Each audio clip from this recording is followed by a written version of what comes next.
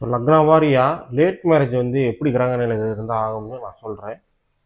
முதல்ல மேச லக்னம்.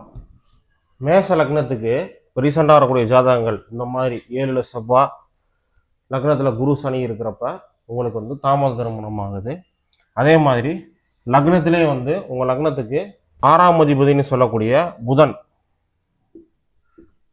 புதன் இங்கே இருந்தாலோ இல்லை புதன் வந்து லக்னத்திலே இருந்தாலோ உங்களுக்கு தாமத திருமணம் வந்து நடக்குது. ரிஷப லக்னம். இந்த ரிஷப லக்னத்துக்கு குரு லக்னத்திலே இருந்தால் தாமத திருமணம் ஆகுது. அதே மாதிரி செவ்வாய் 7லே ஆட்சியாக இருக்கிறப்ப உங்களுக்கு லேட் மேரேஜ் வந்து நடக்குது. மிதுன லக்னம்.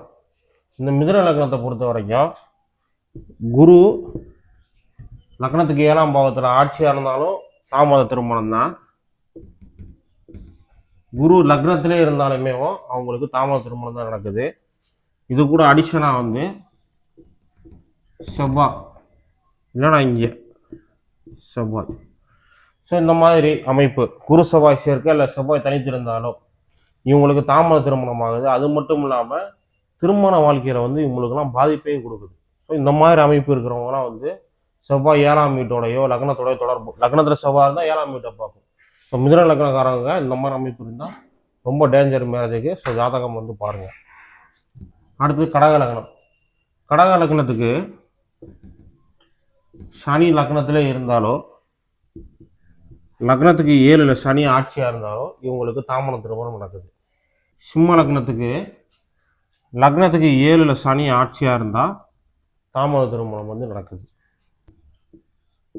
கன்னி லக்னத்துக்கு 7ஆம் வீட்டில் செவ்வாய் இருந்தாலோ லக்னத்தில் செவ்வாய் இருந்தாலோ தாமத திருமணம். லக்னத்துக்கு 7ஆம் வீட்டில் குரு ஆட்சியாக இருந்தாலும் தாமத திருமணம். இந்த மாதிரி அமைப்பு கன்னி லக்னத்துக்கு 7ல் குரு ஆட்சியாக இருந்தால் தாமத திருமணம் தான். சுக்கிரன் வந்து உச்சமாக இருக்காரு இப்படி இருந்தாலும் தாமத திருமணம் தான். கூடவே சந்திரன் சேர்ந்துருக்கு. அந்த சந்திரன் வந்து